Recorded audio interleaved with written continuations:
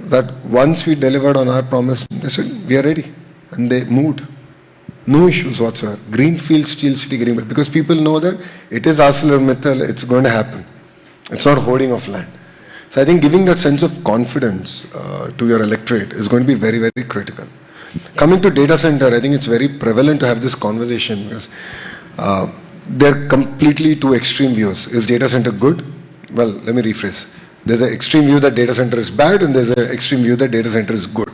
So it's important to have conversations with people who believe that data centers are not good. Like, why do they believe that? Few examples of the US is a bad example for us in the country because we have one nation, one grid, which the US doesn't have. If you look at water, close to 3,000 TMCs of Godavari water flows into the sea every year. That's equivalent to the water consumption of whole of Vietnam, the whole of Brazil.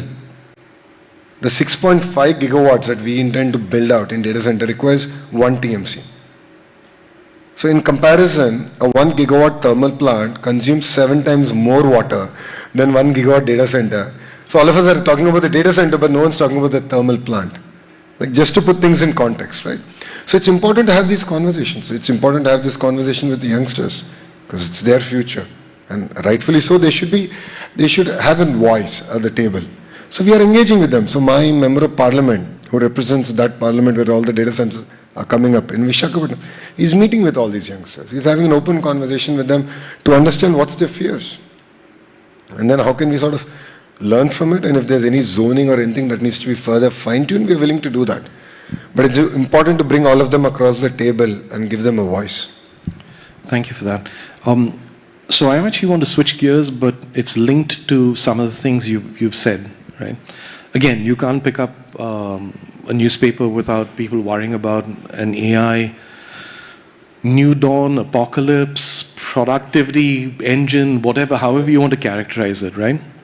And you've said that you think that this is going to lead to productivity gains and create more jobs than it destroys. Just elaborate on that a little bit for us and how you're thinking about that. So, because it's pertinent to the overall India question, right? Absolutely. No, it's more important for India because we were the beneficiaries of the entire IT revolution, right? And definitely certain jobs will get replaced, no second thoughts about it. So let me give you a few examples of how we've approached it. Now, politically, as a political party, we are one of the most digitized political party. If not one, I'll be number 2 in India. We have phenomenal data sets. So we've started deploying AI in our own library. We have a digital library now. So if I want to come do a press meet or I want to do this fireside chat, I'm using AI as a guide and saying, okay, what are my policies so that I can have a refresher.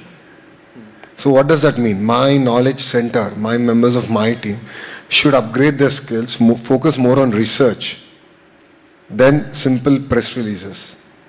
That's one simple way of looking at things. Second is sort of revamping our entire curriculum and tuning it for the next generation technologies. It could be AI, it could be machine learning, it could be quantum technologies.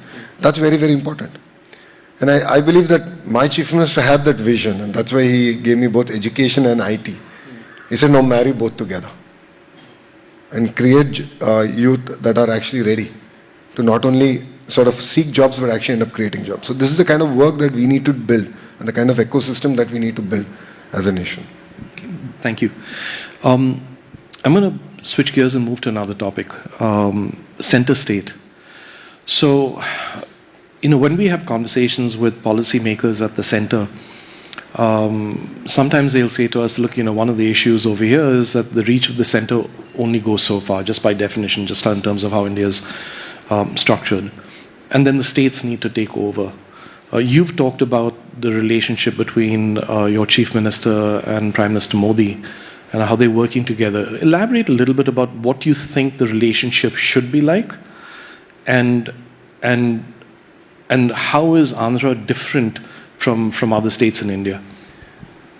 See, if you look at it, the policy framework gets set in Delhi, but execution happens in Gully.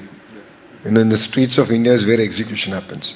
And that's the subjects of the state, that's the subjects of the Chief Minister and the ministers under him, his team.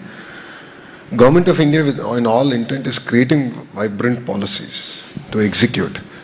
But then states have to own up to it. Some states are doing a better job than other states. Now, Andhra Pradesh, under the leadership of my Chief Minister, is doing an amazing job. So if you look at AMCA project, which is the 5th generation fighter jet, India's attempt at a stealth fighter jet, which is now getting tendered out. We got to know about this project way back in 2025, March. I met Raksha Mantri ji, I gave a letter and he looked at me saying, how do you know about the project? I laughed. And then he understood. And after that, we just followed it up. And once he called back, informed my Honorable CM saying that, yes, we are ready. And is Andhra ready? In 36 days, 600 acres was pooled in Puttaparthi, where we have an airport, an airstrip rather. And it was delivered to Government of India free of cost for the AMCA project. Now, that is the speed that Government of India is looking for. So when I hear stories that, Government of India is favoring this state over that state, it's absolutely false. Government of India is favoring states that are moving against states that are unable to deliver at the pace at which other states are delivering. Because at the end of the day, they also have X amount of time, 24 hours. So they're like, okay, Andhra kaam ho jayega. Or any other state, things get done. So let's work with them. So that's the pace at which we need to now work. And it's not just about investments, right? That's the other point. Government of India is actually looking for people who push back on policy. So as one of the important partners of NDA, we give open feedback on policies. Closed door, of course, but we give feedback. And I must state this, that they are receptive, they're willing to hear us out. And in quite a few areas, they're willing to even change the policy, amend the policy. So that's the biggest blessing that we have today. Thank you. That's helpful. Reforms. So, going back to the responsiveness of the government over the since I think Diwali last year, we've seen cumulatively the biggest wave of reform since 1991, right? Whether it was in labor, nuclear, GST, the list goes on. We've also seen a number of trade deals that have been pushed through. And the government has got 23 priority areas of the economy that the intention is to focus on going forward. When you look at your priority list in Andhra, what are your priorities for reform? What's necessary? So I'll reform any law, I'll change any law, I'll reform any process that will create jobs and more jobs. That is the single priority of the Andhra Pradesh government. AI is here, robotics is here, advanced manufacturing is here, dark factories are here, it's reality. But there are enough sectors that are going to create jobs. So for me, as I said, the 3S is going to be very, very critical for me as a state to deliver. If I want to create, 20 lakh jobs, I always get confused between lakh and million. So 20 lakh jobs. 5 years, 20 lakh jobs is our single priority. And I believe that is the most important thing, and that's also the priority of the Honorable Prime Minister, is creating jobs. And reforms in that direction is going to be very, very critical. So again, linked to the job creation, perhaps it's a linkages from there to manufacturing. So we are 10 years into Make in India, and manufacturing has seen notable developments in certain areas. Electronics is one example, for instance. But overall, it still is about 15% of GDP. Yeah? Now, being the optimist, I think that my views is that means that there's a lever that we can pull. How are you thinking about manufacturing in your state, and what role does that play in job creation in your path forward for Andhra? So my humble opinion is that the way we've approached manufacturing needs a reform. So I believe in the power of clusters. I believe that states should take up one sector, or each state takes us 5, 10 sectors, but double downs on that sector. So I'll give you an example. Andhra Pradesh is building 22 clusters. Data centers, pharma, medical devices manufacturing, IT of course, compressed biogas, UCG, underground coal gasification, to quantum computing, all the way up to glass city, space city. We have a defense city that's in making. Now, why am I sharing this with you is it's important to build a cluster where within about a 150, 200 kilometer radius, the entire manufacturing ecosystem comes about. So as important as it is for me to assemble a TV, now can I get the plastic housing manufacturing? Can I get the thermocol manufacturer? Can I get the guy who prints the manuals to also be in part of this ecosystem? That is going to be very, very critical. If that is, I believe, is something that we should learn from various other countries. So this is what I call verticals. And how do I build the entire verticals in the ecosystem? Horizontal is where my ministry comes in: education, skilling, testing, certification. This is where I play a much larger role. So you look at Government of India's policy around ITIs, revamping them. Now ArcelorMittal is the first project that's taking off in India.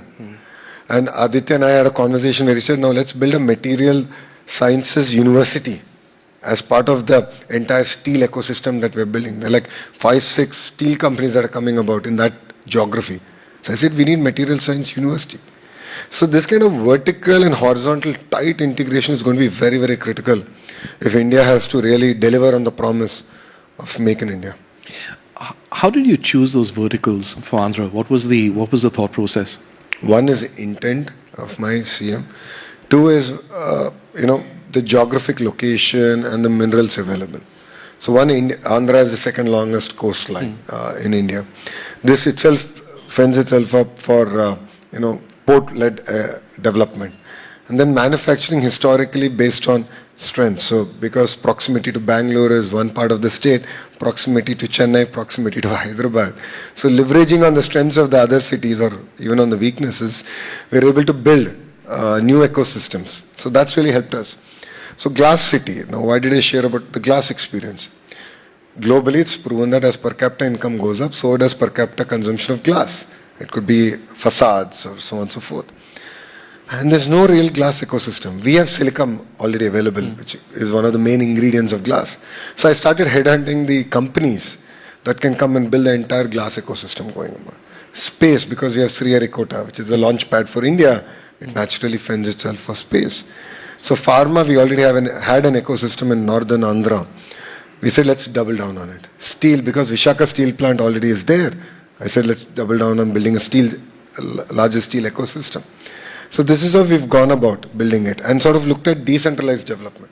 We're not looking at building just one city, but actually 3 economic regions which will deliver on our promise. Actually,